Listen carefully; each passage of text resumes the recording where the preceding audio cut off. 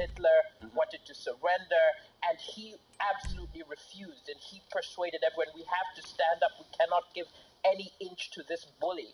And that was what was needed at the time. And I think if we had deleted the years from 1930 to 1940, I might agree with Ivo. But because of the existence of those 10 years, I say genius. That's one for genius. One B for the audience. Well, really, it's the best. If I lose me, I thought they hate me, then I'm the loser. Well, I don't know.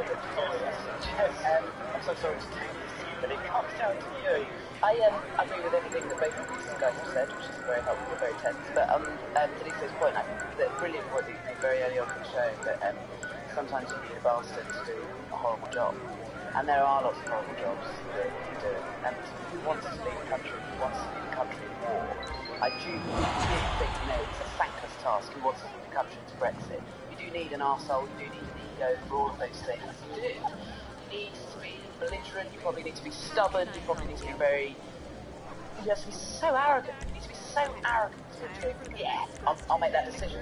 But you can be all of those things. And you still are a bastard.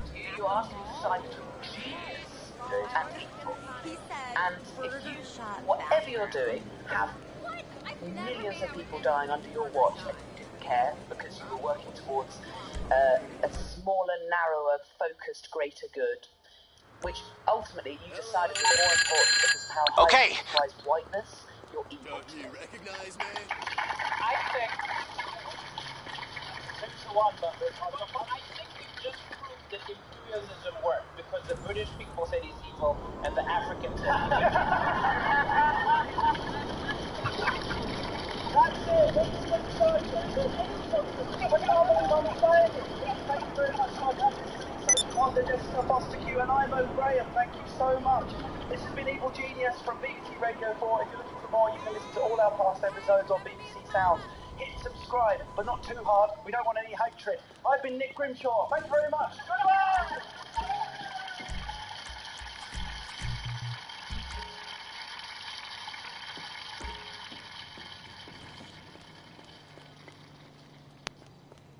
Lauren Laverne here, and I'm calling all music lovers, and in particular Radiohead fans, because on Desert Island Discs, I'm casting away Tom York.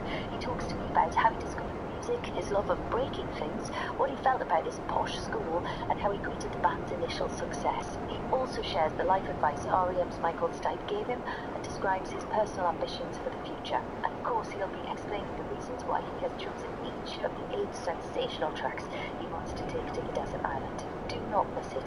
Search for Desert Island Discs, Tom York, at BBC Sounds, and subscribe.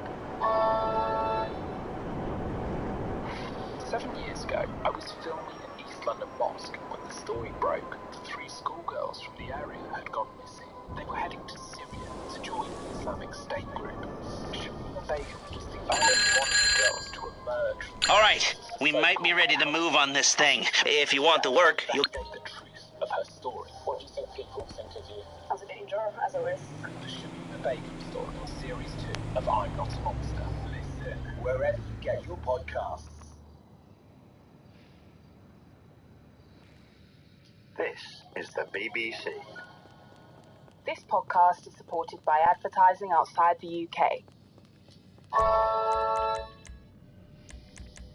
7 years ago, I was filming at East London Mosque when the story broke that 3 schoolgirls from the area had gone missing. They were heading to Syria to join the Islamic State group.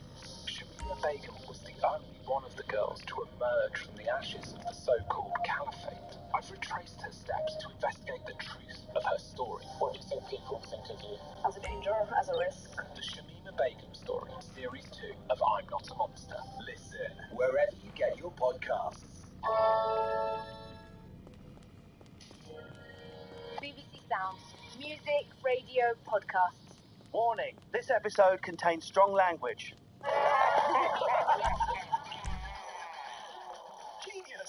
Genius.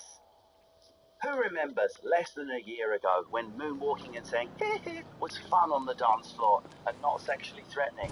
Oh, bump grinders. And remember when we all believed we could fly before we realised that might mean fly from a possible prison sentence? And I don't know about you, but my Rob Harris stencil kit is in the bin with my It's a Knockout annual. This is Evil Genius from BBC Radio 4. Welcome to an age where celebrities and legends can be cancelled in a moment.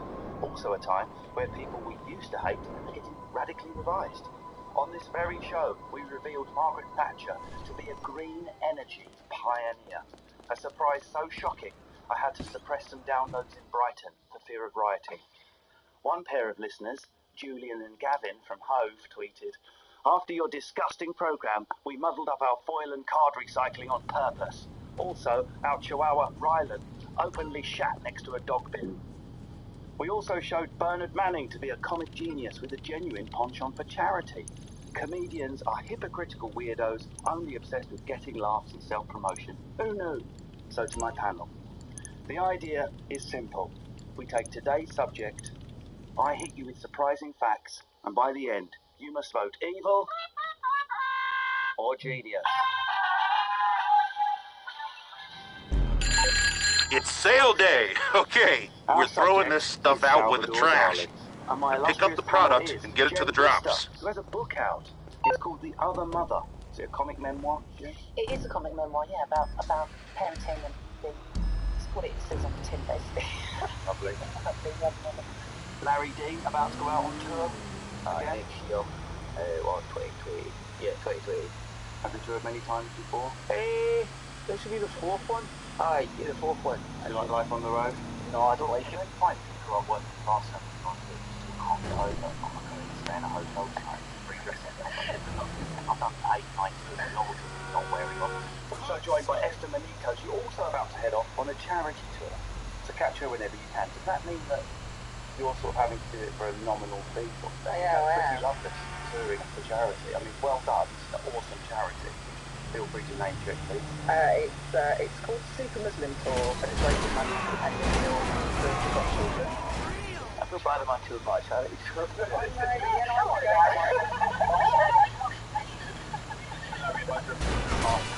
I love the way that all of your hotels say, I want to be on that tour. I want to be on a tour where it gets on dressing gown. The hotels I stay in don't have soap. So, Really? yeah. Joking on the Right.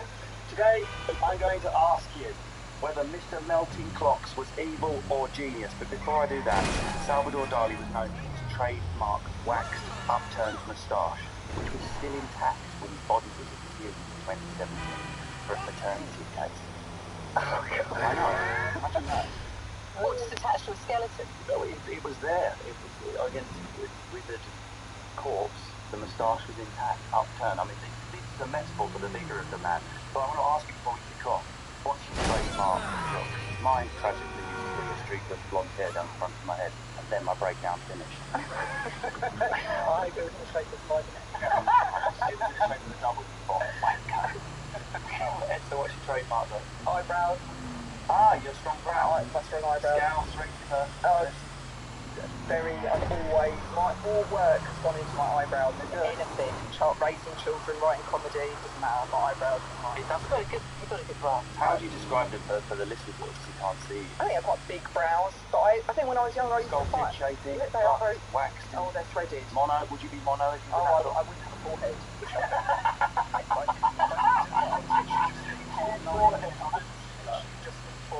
Hairline and eyebrow. And I battled him because when I was at school it was the era of Jerry Spice and I spit, and so it was the thin penciled on eyebrows, and I battled and I literally got to a point where I had no eyebrows and just penciled on my eyebrows over these sort of grey double, and everyone was like, what? You okay? What about Becca, isn't it? I think that's well, when you thread it. Like, yeah, you see when you like shave your face. No, it doesn't. I just thought maybe they should shave it from I don't think hair does grow back if you shave it. I think it's just because it's blonded ended. That's what feels like that. Alright. Anyway, before we upstage Richard Dawkins, my new book is called The Eyebrow Delusion. That's what excites them. Jen, what's your trademark look? Well, it was years ago. I used to have an asymmetric haircut, which was obligatory as a lesbian. Right. And, So Susie Ruffles told me I have such a lesbian haircut, I can become a lesbian. you could be a lesbian. You're pretty enough to be a lesbian. I think. So, hang on a second. What's an asymmetric So it's haircut? when you get half of your haircut, so basically, you've had like a little bit of a tuft of hair hanging out the side of your head here. So sort of rat tail, but shaved on the other side. So like you're falling into sort of a hand slicer. Yeah, literally like you've had like a side mullet. Alright, okay. Side mullet. It was 100% a side mullet. And I remember I got this haircut done, and I remember going home to see my mum, her dogmatic Spanish mum, and she literally opened the door, and the first thing she said to me was, Lucia, I don't think the whole rest of life. And that was when I thought, maybe this haircut isn't for me. You've got great hair, though. Well, my hair now is like just a haircut. I'd love to know what the Spanish phrase was. Do you speak Spanish? Oh, badly. How do you say haircut in Spanish? God. As well, I mean, they have really descriptive long things, or short words, so they have what that's a little bush. Well, hairdressers is a peluquería. So haircut is pelo cortado. Pelo cortado, eso de poco. Something like that. Larry, what's your trademark look? I don't know, most of the comments I get is usually about looking at a junkie. It's the gone, like pale, gone, and big eyes. So you could say hair and it's great.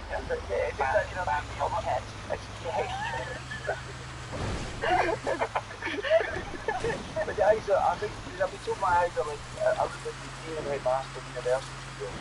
It's that kind of top off stage. So you can say your piercing blue eyes are on.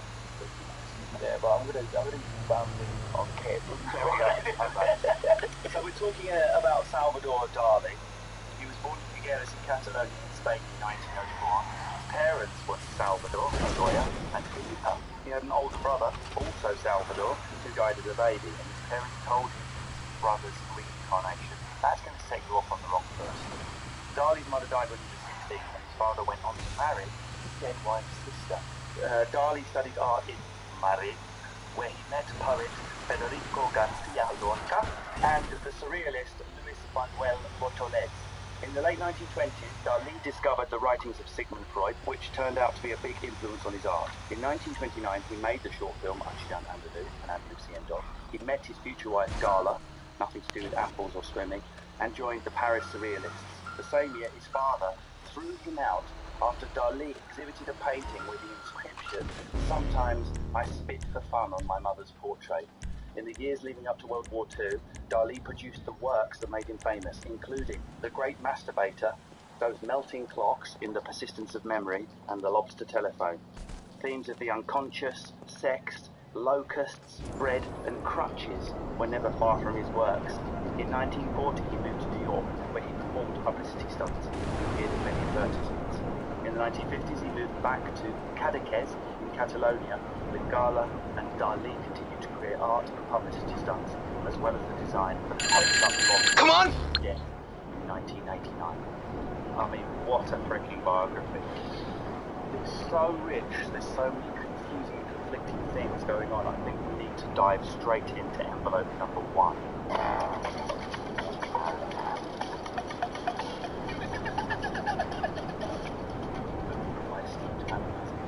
I think that's me, envelope 1. Led the way for surrealism, not only in art, but comedy too.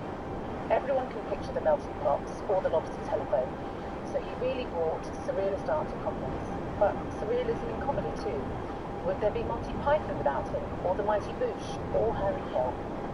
This is what I want to unpick, which could go against it in our final vote. But was Dali actually more of a comedian than an artist? Comedians mock anything and everything. Boris or Corbyn, I'm just as happy ripping into either.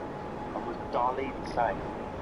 Was he just a pretentious offshoot of Dadaism? So you know what Dadaism was? That was the more political one that came before, disrupting things, absurdist actor into the gold toilet in the middle of an installation for no reason. Dadaism sought to break down boundaries and make political statements. Is surrealism just messing around for attention? Sounds like something us lot do.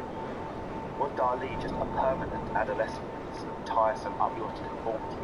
It's not a coincidence that most of us pass through a Dali poster phase when we're aged 4 to 8. There's something about a little bit of I can't smell things. Do we owe a debt to him in this, that we're able to say the word badger on stage and get a laugh, for example, and do that type of comment?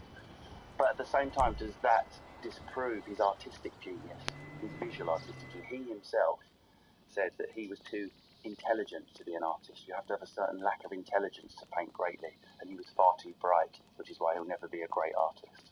He sounds great. So what, you're saying? I'm asking if doing silly paintings that make you smile with floating boobs with wings on and melty clocks and a lobster telephone is more of a comic act than an act of visual artistry. I think it can be both, can't it? He was a man that had a sense of humour, and and I think he was almost making fun of the person staring at the painting, going, yeah, you tell me what you think this is. I'd love you to interpret this. And I don't know that he necessarily was giving off any message, and I think that there's something anarchic about that, and that anarchy is quite, isn't that synonymous with a lot of really good painters or Or good he's just artists? laughing all the way to the bank. Esther, it's interesting what Jen says. Yeah, exactly. Let's move over to the genius side of the scale, because Jen was on a previous programme where we traced an icon of punk, Sid Vicious, as giving us something, a stamp that we may not have had if punk did not exist. There's strong evidence to suggest stand-up, as we know it, wouldn't exist without punk.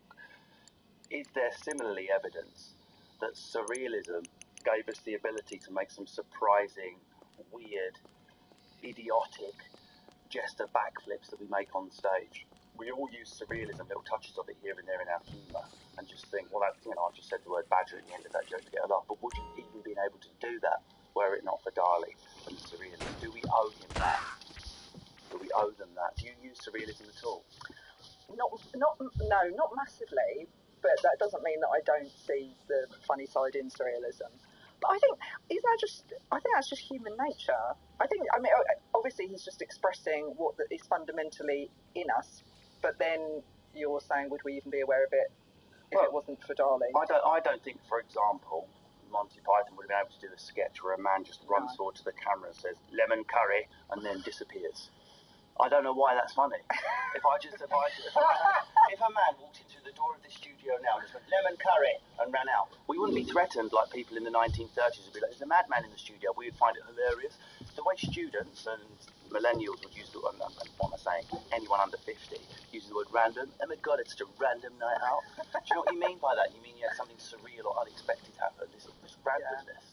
I think there is something which is fundamentally just very human about surrealism. I think it's just, it's that silliness, it's the immaturity. Like you said, we all would have had a Salvador Dali poster when we were like going through that phase at 14. So is it something that he has?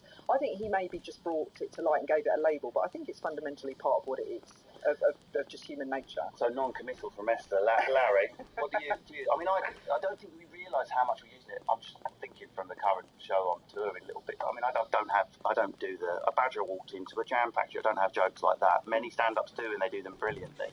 But I do things like, for example, I do an impression of someone from Liverpool, and they're doing that, which, if surrealism didn't exist, I would probably finish at the funny impression, but I carry it on. It becomes just like a noise, like I'm riding around on the stage, and the more the audience laugh, the further I push the ridiculous sort of riding like a salted slug making this noise. I think that most jokes are surreal to an extent. Do you think they were before 1940? Do you really think that? I don't know. Well, the reality is, if you look at musical comedy, they just weren't. They were like My Mother-in-Law, a bit racist, or silly songs that had a strong narrative. We could advise them to get all down the line. Okay, time to offload. And I do think, we see it all the time. There's always a connection between the last that's happened in comedy. The three often move together. But then there's more than that. I think comedy is the most. You know what I mean? I think you could say when Tracy stand-ups that are around, when Tracy hadn't made her message then, and probably made strong trying to spend the comedy that was around and setting them up, for example. I bet you could easily. Do you use surreal, just before we move on to Yeah. Do you use surrealism for research and stuff? Not asked, but compare it to first of all, Jen. I do, definitely. I do. Give me an example of that. Take away, I might be riding around and taking an accent and laugh. I think I use repetition a lot, so I'll take a joke and I'll keep repeating it until people are like either really angry or will then tip into laughter. I like that sort of, are you going to hate me? And then I'll keep going and will you continue to laugh. And Larry, you just yeah, he would take more patience and stuff. But then, I mean, I do that dinosaur impression, I do an English accent, but it's all like I hate you, mate. Oh, thank you very much.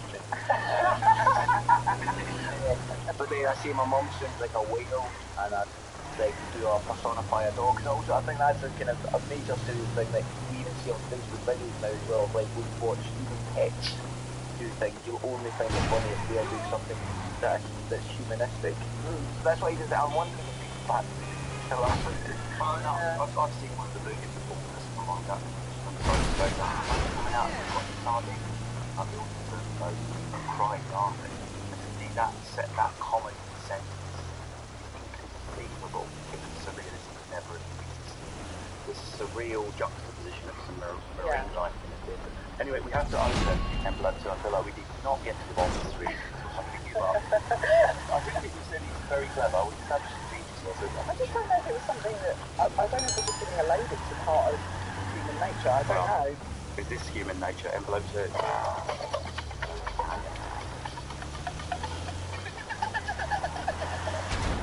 Okay, Charlie loved attention. He offended everyone around him, including his own family and his fellow artists. His wife, Gala, was married to his friend Paul Ellard when he met her. In New York, he was greedy for fame and for cash, appearing in numerous adverts. Andre Breton, founder of the surrealist movement, nicknamed Dali, Avida Dollars, an anagram for Salvador Dali, which means eager for dollars in French. Awkward question for us lot. I mean, you're off the first to the change, so. Someone who's greedy for money, attention, fame. Oh, God. Be artistic, too. Why are we unpicking that scam? You won't come out, you're in your English accent. When we think of being artistic, the visual arts is the most arty of all the arts. Daubing and painting, that is art, where you stand up. No one thinks about the visual artist. There can be, there is an artistic element. Is there a disconnect between that seeking of money, attention, and fame? Is it possible to have both? Because Dali was an absolute fame junkie. He loved money and he loved being famous. He didn't do any publicity stuff, but he carried it on the road into the gallery, anything. Is it possible to do both?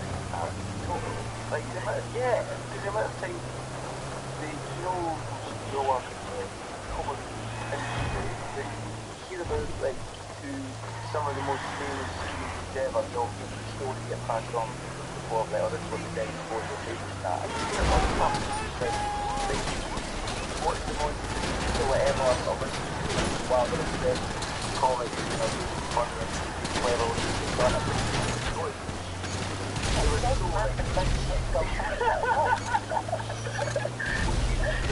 Tomorrow, massive success, everyone will say yes. Just pay the stuff, no one will care about it tomorrow. But that seems to be the dichotomy we use. No, I would just smash this. Yeah, saying yes. But I don't think I've got any. I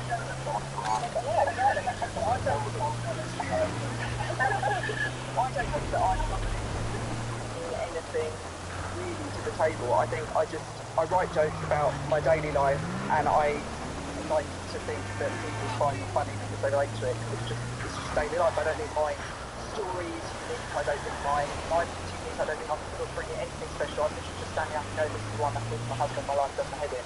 And I think people relate to that. Do I want attention? Of course I do. Do I want money? Yes. Well, but if you come across success, like, it's just like probably get the artwork come out and stand up.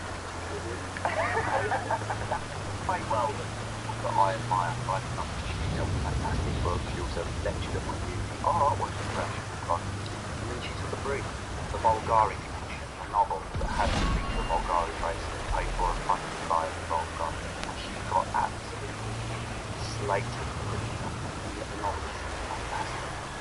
But I think there is a sense of people feeling like you are compromising yourself as an artist by allowing yourself to be sold out to these big corporations. Which Dali did all day long. He would advertise whiskey, lollipops, you name it, he would advertise. But I think maybe value or whatever you want to artist might have reduced during that period, during that 5-10 year period that during that perhaps people start to communicate differently. But he would have known that his artwork, that when he died, his artwork would stand the test of time. And so he probably felt quite confident saying, well, these people think, they think that it'll sell out. when I die, people are going to remember me for this body of work. They're not going to remember me for advertising a whiskey or for advertising this. And I think he probably didn't give a shit. You know, and a big part of being an artist is that they're very inward-looking. They're like, well, we'll take stuff and we're like, oh, it's such an easy bunch of tricks. That he probably just didn't have that. He probably got to the point in his career like, I've proven you want to prove it, now I just want to make a dollar. Yeah. What about that he didn't care about who he offended? Some callous ambition, naming a portrait about it's on my mother's portrait. My mother didn't die with this. How painful my must have been. Dad, I don't care. She does she's garbage. Bang out of order. We're just getting attention. Yeah, I people who are speaking to another time. I'm not having respect for it. I just love that. The thing I thought about my ability is not cute. So you're saying that the spit on my mother's portrait is an admirable sort of mind. Yeah, it's great. It's just like you have to go in. Clearly, usually when you do anything, you can go, oh, I wonder what comes to the whatever. Him saying that, it's really grabbing your attention, but obviously people still have to speak to your mother, your family, are going to have that. And he moves all over his friends. He wouldn't get to the top of his head who's got to play up. And I'm in a position I'm not wealthy. I'm no one. So it's like, would I take, well, of course I would, I'd take certain steps, but I think once you're in a position like you become very wealthy and you're still advertising a random selection of products because you obviously have some kind of pathological narcissism where it's just like, I want to be seen, I want to be seen, I want to be seen. I think there's that difference between money and money, yeah. At the moment, would I do an advert? Yeah, of course I would, but if I was then comfortable in Genius Time, I probably wouldn't want to do an advert. Or there's gigs that I've turned down because I'm comfortable enough that I don't need to go and do gigs for companies that I don't agree with. You feel like Darlie would have taken those gigs? Yeah, he would have just done it, right? Yeah. It's just like I would do whatever to keep, especially if it causes shock. There's an addiction to shock, which I don't necessarily think is surrealism. That's a great point to jump into. I like to agree. Because if you're talking about shock, let's discuss this. Idiota! Over there!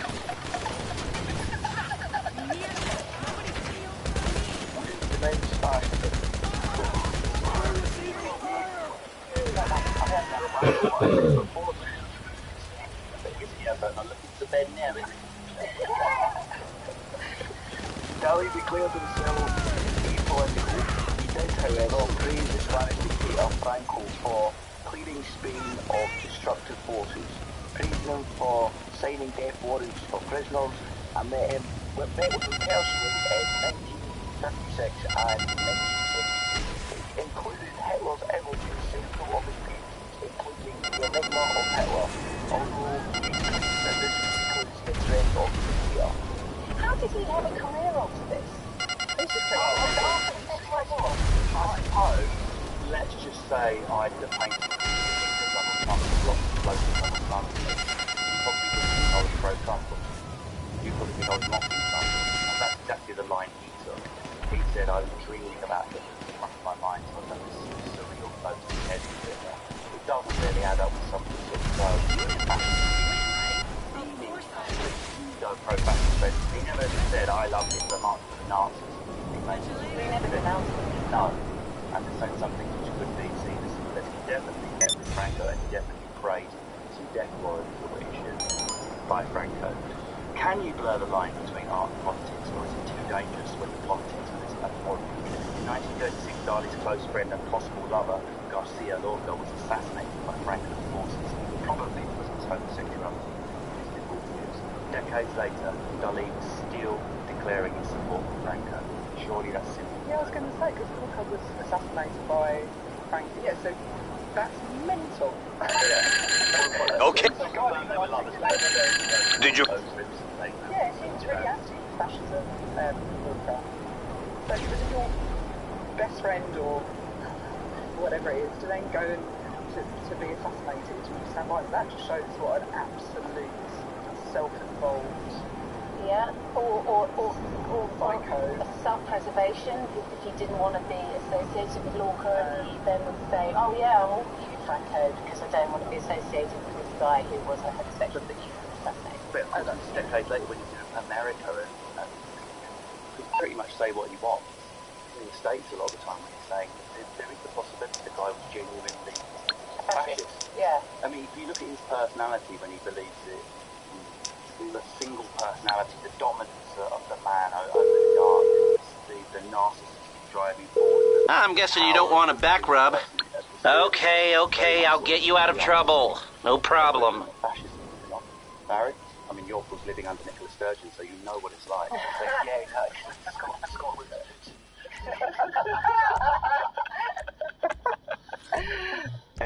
Yeah, I don't know. I don't Now think you there's are always prepared gonna be a against link government between them. tyranny. Because I was thinking, even when you said he lives in America, but then you still stand up for the Spanish. He just wasn't. People were saying, come on, admit it, Nazism is bad. And he didn't pronounce it. He's like, I'm apolitical. I reserve the right to praise and mock anything that's new. To attach Hitler to a floaty bird, put wings on it, and call it my love of Nazism. He couldn't do that, but you could imagine him doing it just for the sheer surrealism of it. Not realism, surrealism, beyond portraying the real. Yeah, but you can't say that when you're talking about something that is a dictatorship where thousands of people, if not possibly more than that, hundreds of thousands of people died in camps and were assassinated and were tortured. And then, guys, just like a little joke of mine, come on, don't take this seriously. You're like, and particularly also with Nazism, with the, once those camps were revealed, can we still say that we're allowed to, that we should have the freedom as artists to be able to express ourselves in a surrealist way, and then, you can't, I'm going to leave you guessing as to what my intentions are. It's very much cake. Yeah, I was about to say no. So I do kind of think there can be a line between what your personal life, or not even your personal, your political beliefs, and your art. So you think it can be blurred, whereas Jen has got more reservations about the danger of blurring those lines.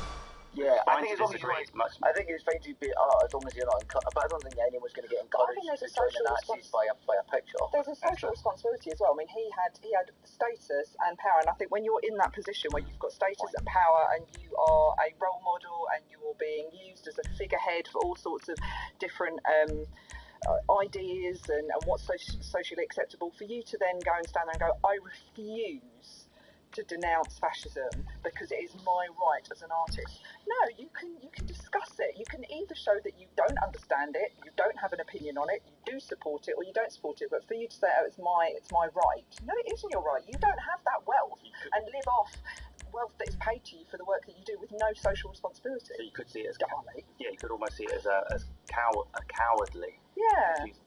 Well, I'm afraid we've run out of road, guys, because I know we're just warming up. I will just leave you with one other fact. Another long ass day. I need a vacation. Which was when he was with his surrealist group of friends. He'd already fallen out with his dad. He decided he would ejaculate into an envelope and give his seed to his own father as a surrealist artistic gesture. As a surrealist artistic gesture.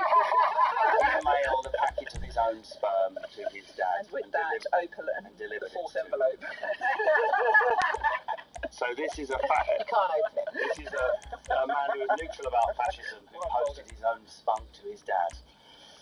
Time to vote, guys. Evil, Salvador Dali, evil. Well, let's go,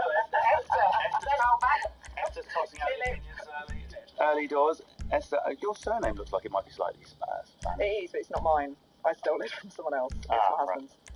Is your husband Spanish or Latin American? He's part Spanish, but so far distant, and he looks like a skinny BNP member, so it doesn't really. Fine. So have you denounced him? I have denounced him publicly. It's very overly waxed moustache. He's melting clocks in the oven as we speak. Talking of melting clocks, we are out of time. Esther Melito. Evil. Hands down evil. Which one did it for you? It just annoyed me. It just annoyed me too much. Wait, there's someone who's annoying is evil. Yes. Never come to Essex. He's annoyed me. I'm from Essex. He's annoyed me because I think they're refusing to denounce fascism. So I'll go with evil. Evil. That's one vote. I'm going to come for Jen Brister next.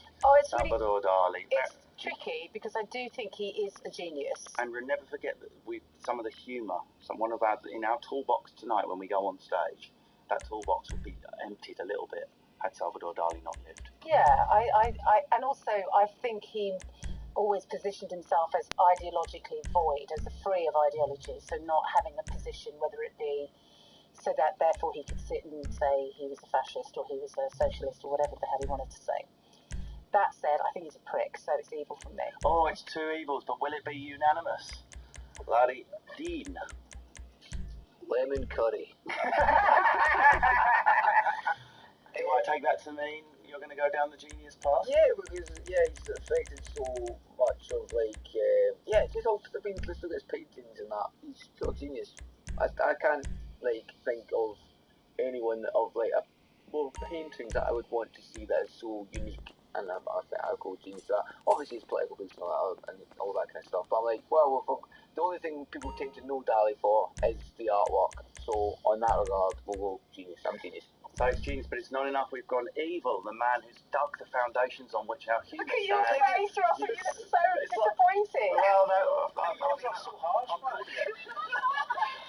Salvador Dali, evil, according to Jack Brister, Larry Dean, and Esther Benito. Thank you very much, panel. Thanks for listening to Evil Genius from BBC Radio 4. You can listen to all our past episodes on BBC Sounds. You might also enjoy Coco Chanel if you like Nazi sympathisers, or Joan Rivers if you're after outrageousness with no limits. Hit subscribe for plenty more. I'm off to melt some clocks and wank into an envelope. Goodbye!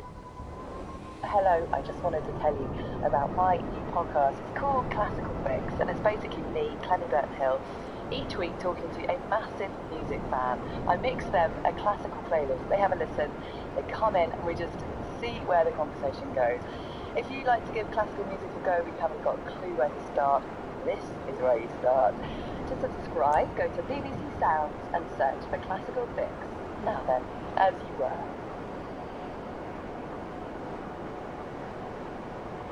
This is the BBC. This podcast is supported by advertising outside the UK. BBC Sounds. Music, radio, podcasts. Warning, this episode contains strong language. What, asshole? Genius. Welcome all who worship their heroes. Listen up. John Lennon, wife-beating child hater. But Pablo Escobar, a bloody saint to his community. Inconvenient truth about king sniffing. Prepare to have your opinions smeared in butter and frotted on. No icon is safe. No reputation is protected. This is Evil Genius!